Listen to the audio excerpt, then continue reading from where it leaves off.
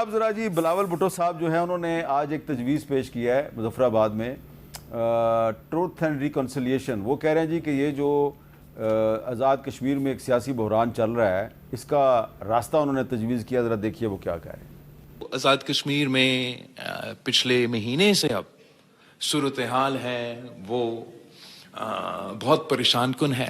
اس میں ہم سب اس چیز کا خواہش کرتے آ رہے ہیں کہ کوئی درمیانی راستہ نکلے.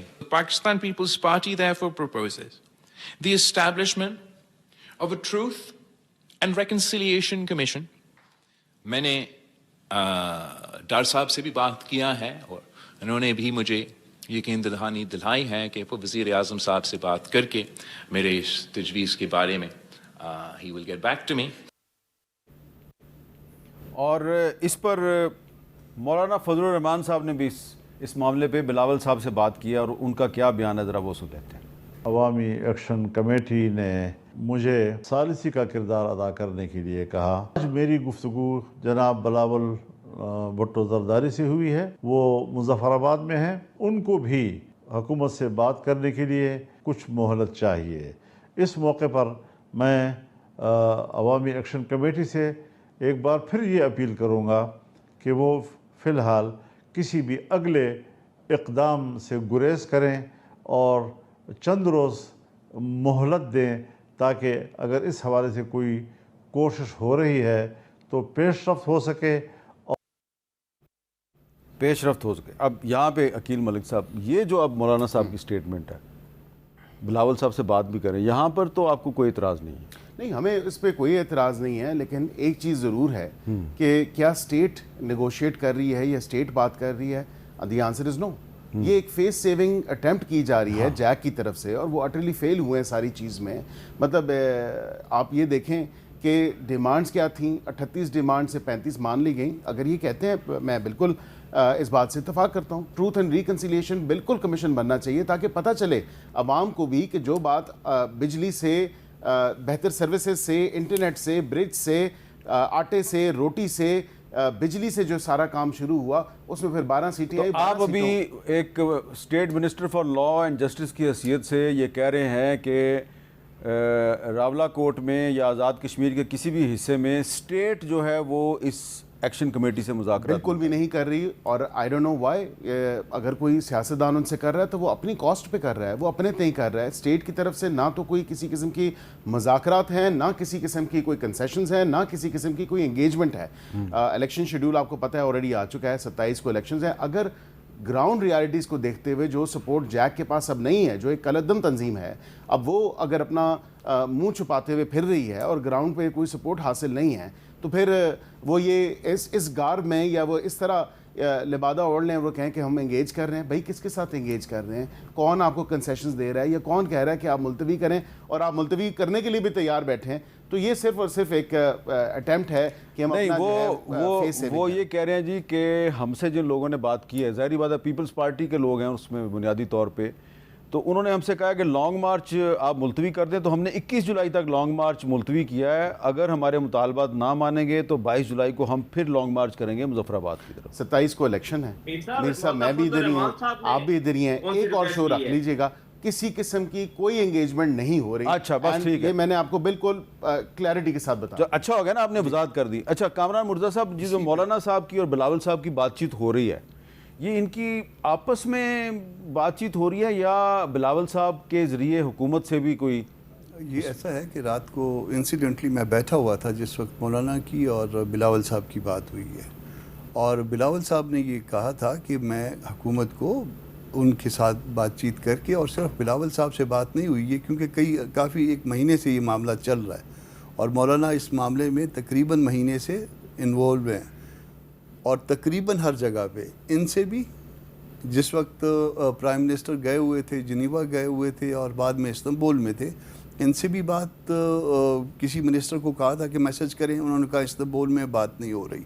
اس وقت بھی میں موجود تھا اور وہاں پہ بھی جو ہے نا مختلف لوگوں سے بات ہوئی ہے, اور سب یہی کہتے ہیں کہ جی ہم آپ کے پاس ہم آپ کو بتاتے ہیں اور اس کے بعد بتاتے نہیں ہیں، پھر ادھر ادھر ہو جاتے ہیں. یہ اس وقت تک رات کو بلاول سے بات ہوئی ہے اور بلاول صاحب نے کہا تھا کہ میں حکومت سے بات کروں گا. اس کے بعد مولانا نے یہ اسٹیٹمنٹ جاری کیا تھا جو آپ ابھی دکھا رہے تھے اور ان سے اپیل کی تھی کہ آپ جو ہے وہ لانگ مارچ. اس کا مطلب ہے کہ بلاول صاحب کے ذریعے انڈائریکٹ بات ہو رہی ہے، تو عقیل صاحب بھی صحیح کہہ رہے ہیں کہ حکومت ڈائریکٹ ان سے کوئی بات چیت نہیں کر رہی. ڈائریکٹ نہیں تو پھر انڈائریکٹ بات تو ہو رہی ہے نا کہیں پہ بات ہو رہی ہے. بات ایسا بھی نہیں ہے کہ بات بالکل نہیں. اچھا یہ بتائیں شفقت صاحب کہ آپ کی پارٹی کی کوئی انڈائریکٹ بات ہو رہی ہے حکومت سے عمران خان صاحب کو ریلیف دلوانے کے حوالے سے؟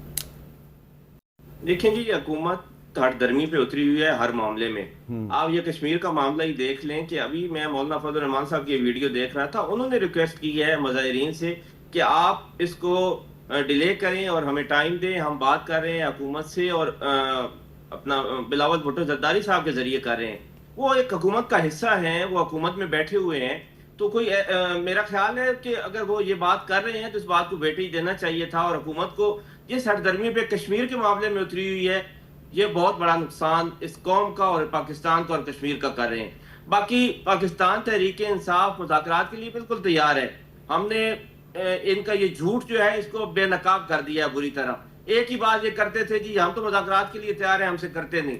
تو آج 6 مہینے ہو گئے ہیں مسلسل، میں کئی ٹی وی پروگرام میں کہہ چکا ہوں، ان کے وزراء بھی میرے ساتھ آئے ہیں کہ آج ایک ٹائم بنا لیں، پھر یہ نہ کہنا کہ یہ آئے نہیں. نہ انہوں نے ٹائم بنانا ہے، نہ انہوں نے مذاکرات کرنے ہیں. یہ صرف اور صرف پروپوگیٹ کرتے ہیں جی ہم مذاکرات کریں گے یا مذاکرات کرنا چاہتے ہیں. میر صاحب ان کا پروگرام نہیں ہے مذاکرات کا، ان کا پروگرام ایک ہی ہے کہ ان کے پاس ڈنڈا ہے اور گولی ہے. یہ گولی بھی چلا رہے ہیں، ڈنڈا بھی چلا رہے ہیں اور ہانکنا چاہتے ہیں پوری قوم کو اس سے. لیکن یہ کام زیادہ دیر نہیں چلے گا، یہ آپ بالکل بات لکھ کے رکھ لیں. آپ چیزیں اوور اینڈ ابو ہو چکی ہیں. اب آگے مزید جتنا بھی پاکستان یہ جو اگر آپ برا نہ منائیں، یہ جو ابھی آپ بات کر رہے ہیں کہ اب زیادہ عرصہ نہیں چلے گی اور چیزیں اوور ہو چکی ہیں، تو یہ والی بات بھی تو ہم 1.5-2 سال سے سن رہے ہیں نا آپ لوگوں کے منہ سے. تو وہ تو وہیں کے وہیں بیٹھے ہیں. صاحب اگر میری لیڈرشپ اب نہ نکلی نا تو لوگ خود سے نکل پڑیں گے اور پھر لیڈرشپ کو کہیں ہمیں سب کو منہ چھپانا پڑے گا. اب لوگ اس حد تک تیار بیٹھے ہیں. اچھا لیکن ہم اب بھی نہ نکلے، اگر ہم اب بھی نہ نکلے لوگ ہماری طرف نہیں دیکھیں گے، لوگ خود سے نکلیں گے اور یہ جو ظلم کا نظام ہے اس کو بالکل ختم کر کے بیٹھیں گے. اچھا عقیل ملک صاحب وہ کہہ رہے ہیں جی کہ یہ مذاکرات کی بات کرتے ہیں لیکن یہ مذاکرات میں انٹرسٹڈ نہیں ہے. نہیں بالکل ہم انٹرسٹڈ ہیں اور صاف نیت کے ساتھ اور نیک نیتی کے ساتھ ہم نے مذاکرات کی ان کو دعوت دی. میرے صاحب بات اصل میں یہ ہے کہ ابھی بھی یہ کوئی نیوٹرل وینیو ڈھونڈنا چاہ رہے ہیں. اور نیوٹرل وینیو کیا ہے؟ اب پارلیمان سے زیادہ کوئی نیوٹرل وینیو ہو سکتا ہے؟ وہ کانسٹیٹیوشن روم نمبر 2 ہو جائے یا 5 ہو جائے، اس سے زیادہ نیوٹرل تو کوئی نہیں ہے. اور اس میں ثالث اسی کا تو ہم کہہ رہے ہیں کہ ادھر بیٹھتے ہیں، تو یہی تو ہم کہہ رہے ہیں کہ وہاں پہ بیٹھے ہیں. اس کے علاوہ اور نیوٹرل کون سا آپ کو میں وینیو دے دوں؟ آپ اسپیکر صاحب کے پاس چلے جائیں کہ حکومت نے آفر کی ہے، ہاں حکومت کو پابند کریں، تاریخ اور وقت اور جگہ جو ہے وہ آپ رکھیں اور پھر ہم کمیٹی روم نمبر 2 یا نمبر 5 دونوں میں سے کوئی لال کرسیوں والا جو ہے. شفقت صاحب آپ بھی ممبر پارلیمنٹ ہیں، عقیل ملک صاحب بھی ممبر پارلیمنٹ ہیں، وہ کہہ رہے ہیں کمیٹی روم نمبر 2 یا 5. آپ تیار ہیں؟ میں کہتا ہوں 2 5 4 1 3. نہیں 2 اور 5 ہی ہیں. پہلے بھی میں نے ان سے کہا تھا صرف 2 اور 5 میں مذاکرات ہو سکتے ہیں، 3 اور 4 میں نہیں ہو سکتے، وہ بہت چھوٹے ہیں. روم نمبر 1 2 3 4 5 نہیں 1 2 3 4 نہیں، 2 یا 5 نہیں. یہ ایک سیدھی بات کریں میرے ساتھ، یا کمیٹی روم نمبر 2 یا 5. تیار ہیں آپ وہاں پہ آنے کے لیے؟ 5 نمبر بڑا خطرناک ہے لیکن 5 بھی ٹھیک ہے اور 2 بھی ٹھیک ہے.